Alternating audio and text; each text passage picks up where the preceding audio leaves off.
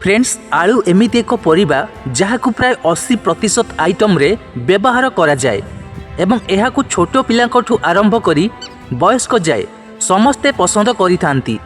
Burger एवं chips परी अनेक जिनिस रे आलू व्यवहार करा जाए। किछि लोक सेमानंकर अधिकांश पनीपरिबारे आलू अंतर्भुक्त करती, किंतु अधिक आलू खाइबा स्वास्थ्य पई क्षति पहुंचाए कि? आसंतु डाक्तरंक ठारू एही विषय रे विस्तृत भावरे जानिबा। एक सप्ताह रे केते आलू खाइबा उचित ताहा मध्य जानिबा। आजिर समय रे आलूर व्यवहार यथेष्ट वृद्धि पाइछि।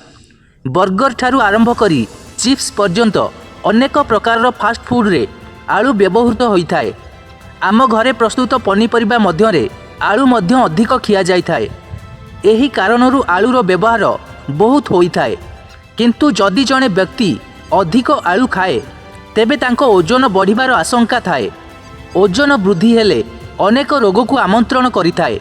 एपरी परिस्थिति रे आलू को अधिक परिमाण रे खाइबा उचित नुहे। एम्स रो डाइटिशियन डॉक्टर परमजीत कर कहिसंती जे आलू रे अनेक कार्बोहाइड्रेट थाए। जदि शरीर रे कार्बोहाइड्रेट रो परिमाण बढ़ी जाए तेबे चर्बी मध्य बढ़ी थाए। एही कारणरू व्यक्ति मेदबहुलतार शिकार हुअंती।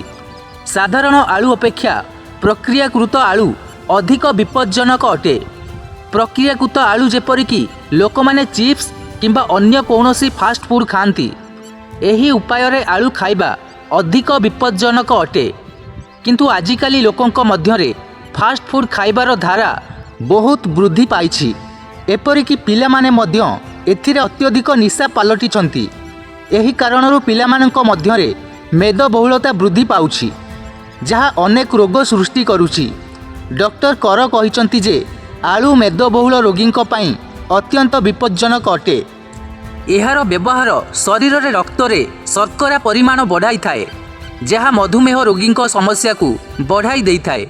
तेणु मधुमेह रोगी को आलू को बहुत कम परिमाण रे एवं डाक्तरंक परामर्श अनुଯାयी खाइबा को परामर्श दिया जाइछि।